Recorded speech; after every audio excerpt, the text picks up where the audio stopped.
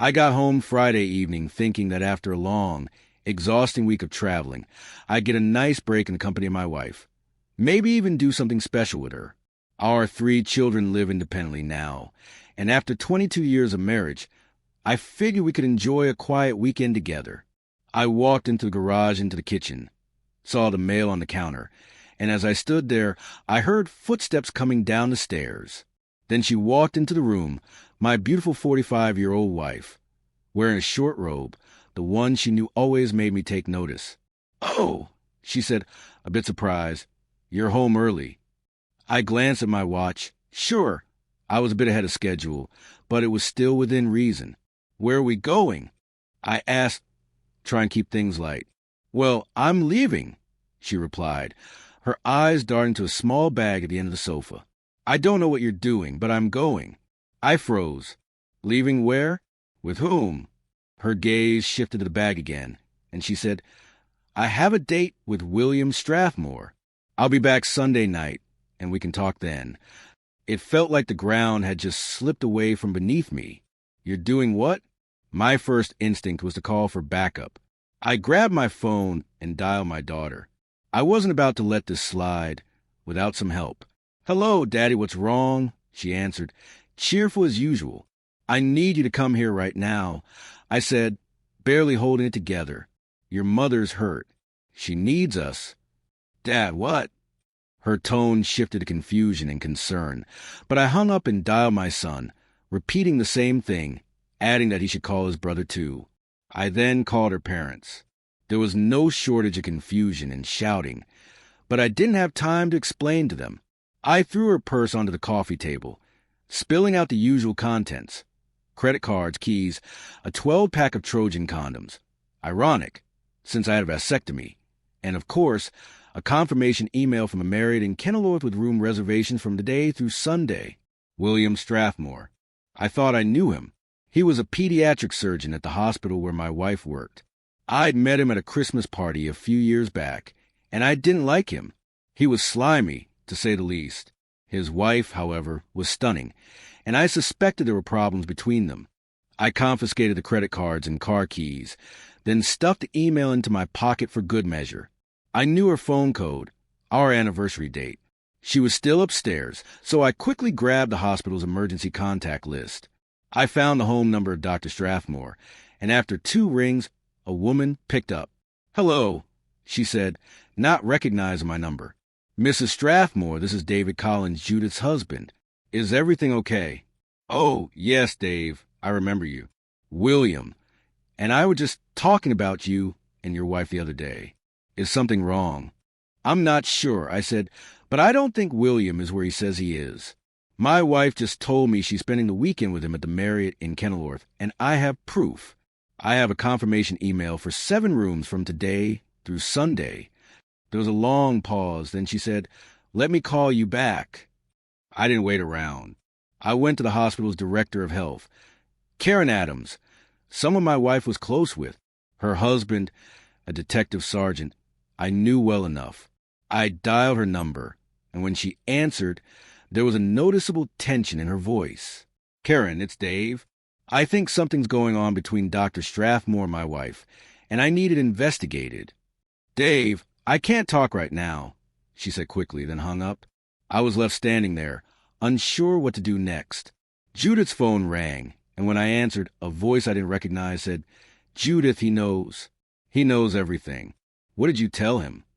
I didn't say anything immediately, but eventually, the full truth began to sink in. I knew what was going on, and it was enough. Judith came down the stairs at that moment dressed in a red silk sheath dress that barely covered her, looking like someone else entirely. The sight of her set me off. I grabbed the dress and tore it down the front. "You're not going anywhere tonight," I said, my voice cold. She protested, trembling. "I don't belong to you. I can do whatever I want." "Well, if you're going, you're not wearing that," I snapped, pulling her dress apart. Then my phone rang again. It was Mary Strathmore. "I'm sorry, Dave. You were right. William's been caught. He tried to claim your car was his and that he had the right to drive it. They stopped him just 5 minutes ago. I'll take care of this, she added, her voice tense. But I've got to go down there and fix it. I stood there in a kind of numb disbelief, trying to make sense of everything that had just happened. Judith wasn't leaving that night. Not if I had anything to say about it. The situation spiraled quickly. I was arrested and my car was confiscated. As we were speaking on speakerphone, Judith gasped upon realizing who had called. "What did you do, David?" "Damn you," she screamed. Just then, my children rushed into the room. "Dad, what's going on?" "Mom, are you okay?" my son Dave Jr. asked, while my daughter Haley, noticing her mother's torn dress, approached her. "What happened to your dress, Mom?" "Dad, why did you tear it?" The accusations began. "What the hell, Mom? Tell me the truth. Why do you have 12 packs of condoms in your purse? Are you planning to make water balloons or something?" My son demanded. Judith, in a barely audible voice, replied, "I don't know where they came from. They're not mine." Then her response took an even stranger turn. "I can do whatever I want. This is my body."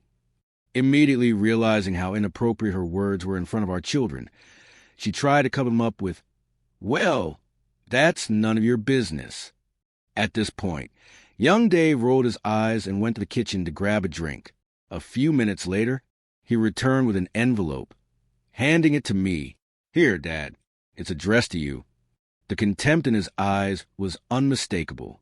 Judith screamed when she saw it and bolted from the couch, her dress falling to the floor. "Don't read this," she yelled. Haley rushed to help her mother cover herself. I snapped at Judith to be quiet and sit down, then opened the envelope. The letter inside read, "My dear husband, my sister is caring for her mother and needs some help. I'm going to be with them this weekend and will be home Monday evening. Kisses, Judith." The children exchanged confused looks, unsure what to make of the situation. It was clear to me that Judith had written this before she was confronted by me, and her panic would eventually expose her lies. As if the universe itself were enjoying the drama, the doorbell rang. Before Michael could answer, Judith's parents stormed in. "Judith, are you okay?" her mother asked.